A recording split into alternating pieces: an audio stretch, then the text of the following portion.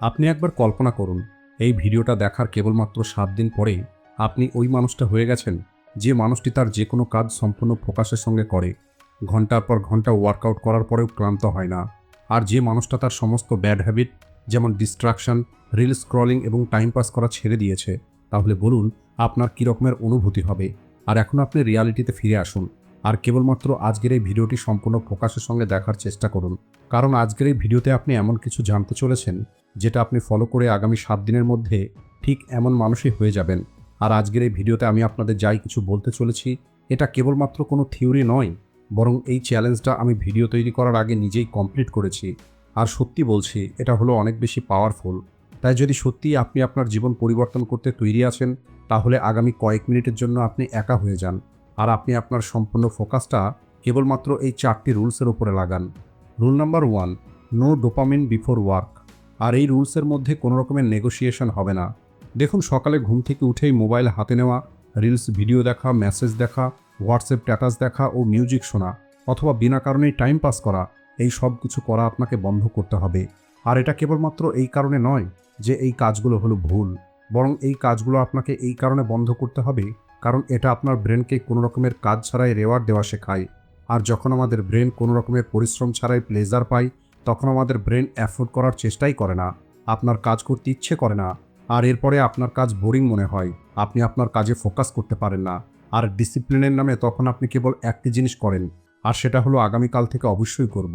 তাই আগামী 7 দিন পর্যন্ত আপনাকে কেবল একটি কাজ করতে হবে, আর সেটা হলো যতক্ষণ পর্যন্ত আপনি একটি কঠিন টাস্ক পূর্ণ না করবেন, ততক্ষণ পর্যন্ত আপনি আপনার ব্রেনকে কোনো রকমের ডোপামিন দেবেন না, না মোবাইল ফোন, না কোনো স্ক্রলিং, আর না কোনো ডিস্ট্রাকশন। আর এটা আপনার জন্য কোনো পানিশমেন্ট নয়, বরং এটা হলো আপনার জন্য একটি ট্রেনিং। আর এমনটা করার ফলে আপনি আপনার ব্রেনকে মনে করাচ্ছেন যে সবার আগে কাজ করতে হবে, তারপরেই প্লেজার পাওয়া যাবে। আর আপনি কেবল আগামী 7 দিনের জন্য এই রুলসটা ফলো করুন, তাহলে আপনার এনার্জি, আপনার ফোকাস এবং আপনার সেলফ রেসপেক্ট, এই তিনটেই শিফট হওয়া শুরু হয়ে যাবে। এর কারণ হলো, যখন আপনি আপনার ব্রেনকে কন্ট্রোল করে নেবেন, তখন আপনার জীবনের বাকি সব কিছু কন্ট্রোলে চলে আসবে। Rule number 2, discomfort first. অর্থাৎ আপনার দিনের শুরুটা কমফোর্টের সঙ্গে নয়, বরং ডিসকমফোর্টের সঙ্গে করতে হবে। একবার ভেবে দেখুন, যদি আপনাকে প্রতিদিন একটি ব্যাঙ খেতে দেওয়া হয়, তাহলে আপনি ওই ব্যাঙটাকে কখন খাবেন? দিনের শুরুতেই নাকি দিনের শেষে? আর যদি আপনি একটি জিনিয়াসের মতো চিন্তা করেন, তাহলে আপনি ওই ব্যাঙটাকে সকালেই খেয়ে নেবেন। এর কারণ হলো, সকালে খাওয়ার ফলে কেবলমাত্র আপনার মুড একবার খারাপ হবে, কিন্তু যদি আপনি এটাকে দিনের শেষে খাওয়ার কথা চিন্তা করেন, তাহলে এর সম্পর্কে চিন্তা করেই সারাটা দিন আপনার মুড খারাপ থাকবে। আর এই কনসেপ্টটা হলো ইট দ্য ফ্রগ বইয়ের। আর যে ফ্রগের কথা এখানে বলা হয়েছে, সেটা হলো আপনার ডিসকমফোর্ট। অর্থাৎ যদি আপনি সকালে ডিসকমফোর্ট থেকে পালিয়ে বেড়ান, তাহলে সারাটা দিন কাজ দেখে পালিয়ে বেড়াবেন। অন্যদিকে যদি আপনি দিনের শুরুতেই কিছু ডিসকমফোর্ট কাজ করেন, তাহলে আপনি সারাটা দিন পাওয়ারফুল ফিল করবেন। তাই আগামী 7 দিন পর্যন্ত আপনার দিনের শুরুটা একটি হার্ড এবং আনকমফোর্টেবল টাস্ক কমপ্লিট করে করতে হবে। আর ওই টাস্ক যে কোনো কিছু হতে পারে, সেটা পড়াশোনা, মেডিটেশন, কোল্ড শাওয়ার, অথবা ডিপ ওয়ার্ক। অর্থাৎ আপনি যাই কিছু করেন, আপনার দিনের শুরুটা আনকমফোর্টেবলভাবে হতে হবে। Number 3, no over thinking, no excuse.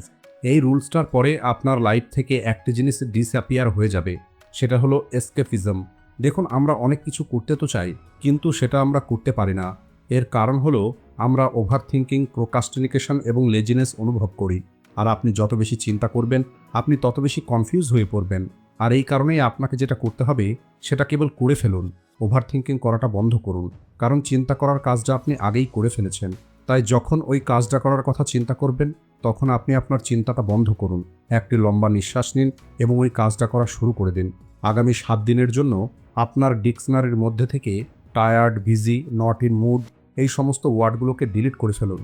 দেখুন, যদি আপনাকে কোনো কাজ করতে হয়, তাহলে ওই কাজটা করতে হবে। আর ওই কাজটা কেবল চিন্তা করে হবে না, বরং চিন্তা বন্ধ করে শুরু করতে হবে। কারণ প্রতিবার যখন আপনি ওভার থিঙ্কিং করেন, তখন আপনি নিজেকে পিছিয়ে আসার আরেকটি সুযোগ দেন। তাই আগামী 7 দিন পর্যন্ত হয় আপনি কাজ করবেন, অথবা আপনাকে কাজ করতেই হবে। এর কোনো দ্বিতীয় অপশন নেই। Rule number 4, night audit. রাতে ঘুমাতে যাওয়ার আগে কেবলমাত্র 2 মিনিট নিজেকে দিতে হবে। এই রুলসে আপনাকে কোনো কিছু লিখতে হবে না, আপনাকে কোনো জার্নালিং করতে হবে না। আপনাকে কেবল নিজেকে একটি প্রশ্ন জিজ্ঞেস করতে হবে, আর সেটা হলো, আজকে আমি নিজেকে রেসপেক্ট করেছি? আমি কি আজ সেটা করেছি যেটা আমার করা উচিত ছিল, নাকি আমি আমার কমফোর্টকে বেছে নিয়েছি আর এরপরে এক্সকিউজ দিয়ে নিজেকে মানিয়ে নিয়েছি? আর এটা কোনো প্রোডাক্টিভিটি অথবা অ্যাচিভমেন্টের প্রশ্ন নয়, বরং এই প্রশ্নটা হলো সেলফ রেসপেক্টের। তাই আগামী 7 দিন পর্যন্ত প্রতিদিন নিজেকে এই প্রশ্নটা জিজ্ঞেস করতে হবে। আর যদি আপনার উত্তরটা ইয়েস হয়, তাহলে কোনো রকমের ফিলিংস ছাড়াই আপনি ঘুমিয়ে পড়বেন। কিন্তু যদি আপনার উত্তরটা নো হয়, তাহলে গিল্ট অনুভব করবেন না, কেবল সেটাকে নোট করে রাখবেন। কারণ যে মানুষ রাতে রিয়ালিটির সঙ্গে ঘুমাতে যায়, ওই মানুষটা সকালে এক্সকিউজের সঙ্গে ওঠে না। এই রুলসটা আপনাকে মোটিভেট করবে না, বরং এই রুলসটা আপনাকে এক্সপোজ করবে। আর যখন আপনার সেলফ এক্সপোজ হবে, তখন এটাকে রিপিট করা আপনার জন্য কঠিন হয়ে যাবে। তো বন্ধুরা, এই ছিল ওই 4টি রুলস, যা কেবল আগামী 7 দিনের মধ্যে আপনাকে সম্পূর্ণরূপে পরিবর্তন করে দিতে পারে। আর যদি আপনি এই ভিডিওটা এখনও দেখছেন, তাহলে এর অর্থ হলো আপনি অন্য মানুষদের থেকে আলাদা, আর আপনি আপনার লাইফটা পরিবর্তন করার জন্য সিরিয়াস আছেন। সবশেষে ভিডিও ভালো লাগলে ভিডিওটিকে লাইক ও শেয়ার করতে ভুলবেন না। Thanks for watching.